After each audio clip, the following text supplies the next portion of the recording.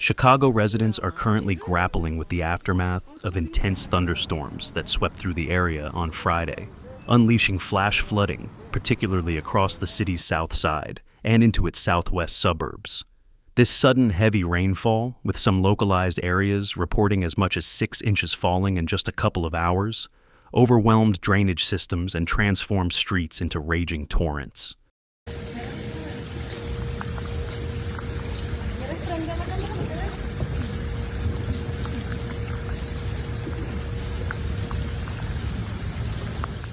The deluge had immediate and severe consequences. Roads were washed out, leaving many vehicles stalled and abandoned in the middle of submerged roadways. Basements, particularly in the hardest-hit areas, quickly filled with inches, and in some cases even feet of water.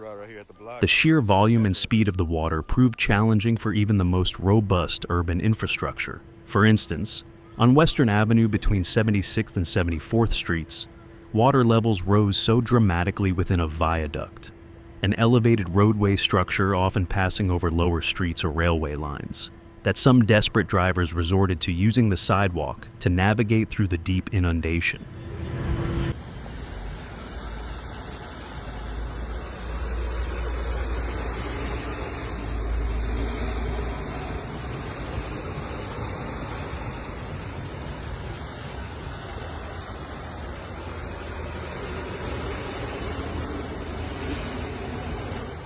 Other areas experienced similar dramatic scenes. At 58th Street and Harlem Avenue, an entire block was submerged under knee-deep water. Similarly, the roadway beneath the viaduct at 47th Street and Archer Avenue became completely flooded. Moving into the residential community of Ashburn, near Daly College at Hamlin and 75th Street, homes experienced significant flooding. One homeowner and his daughter were observed diligently working to clear debris that had clogged the sewers, exacerbating the problem. They noted that while Thursday night's storms had caused some minor damage, Friday's event was considerably worse, forcing them to cancel their plans for the day to spend hours extracting water from their basement. Denise Cerna, another resident, described her ordeal, saying, "At least yesterday it wasn't flooding, now it's flooding. We're doing everything. The whole basement is flooded. We've been mopping for 2 hours. From the outside, there's water coming in." Fortunately, in her immediate area, the flooding drained relatively quickly, and no one was left stranded on the roads.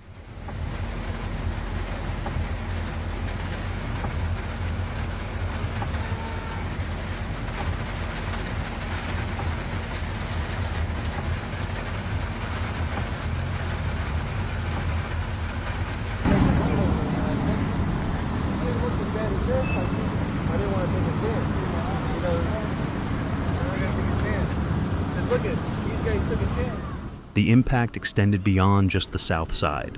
In the southwest suburbs, the situation was equally dire, if not more so. Bridgeview, which is notably one of the lowest points in terrain across the entire Chicago metropolitan area, bore the brunt of the storm. More than 6 inches of rain fell in Bridgeview in less than 2 hours, completely overwhelming storm drains and turning streets into temporary rivers. Some kids were even seen trying to enjoy the massive puddles, and one man was observed paddling in an inner tube, highlighting the unusual and unexpected nature of the flooding. In Summit, a family found their just-finished basement waist-deep in water, with their brand-new washer and dryer now completely ruined.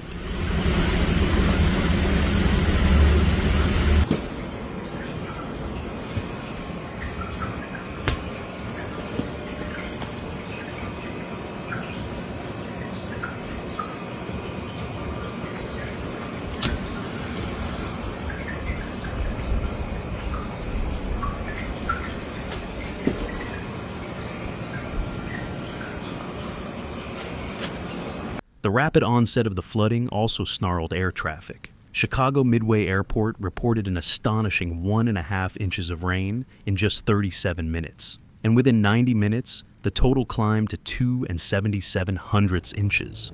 This intense precipitation led to a ground stop at Midway, an air traffic control procedure that halts all aircraft on the ground bound for a particular airport or region, preventing further congestion and ensuring safety.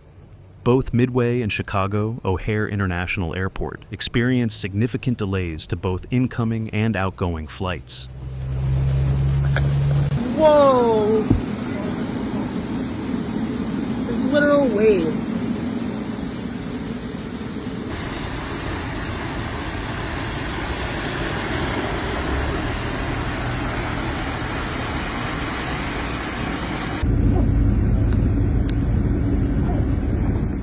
Emergency calls poured into restoration services. Jim Sharp, president of Illinois Restoration Services Disaster Solution Team, reported receiving a high volume of calls throughout Friday afternoon. His 30 employees responded to over a dozen calls in the area, focusing on water removal from basements, replacing failed sump pumps, which are typically installed in basements to pump out excess water and prevent flooding, and setting up industrial fans and dehumidifiers to initiate the drying process. Sharp anticipates even more calls in the coming days, as many residents may not have yet checked their basements. A lot of people haven't gone down to their basements yet. So, they get home later today, they are going to go down, he explained. He strongly advises anyone who finds water in their basement to immediately contact their insurance company and, crucially, to avoid walking into the water due to the potential presence of live electrical wires. His company also warns against leaving basements wet for more than 4 to 5 days to prevent mold growth.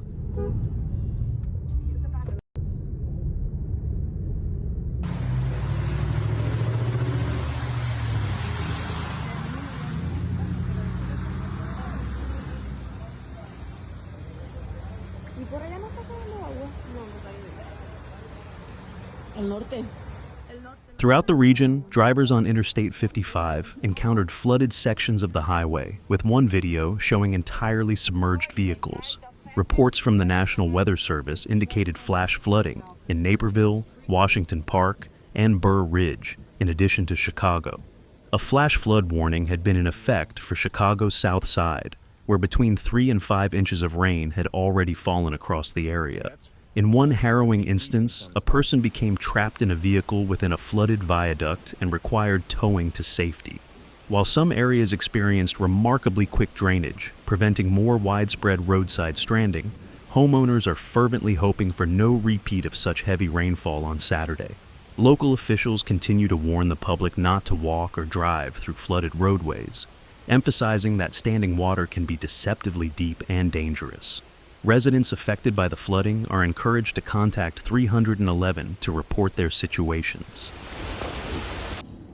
Guess I didn't have to go to Niagara to see the falls. This is what's coming off the golf course right now.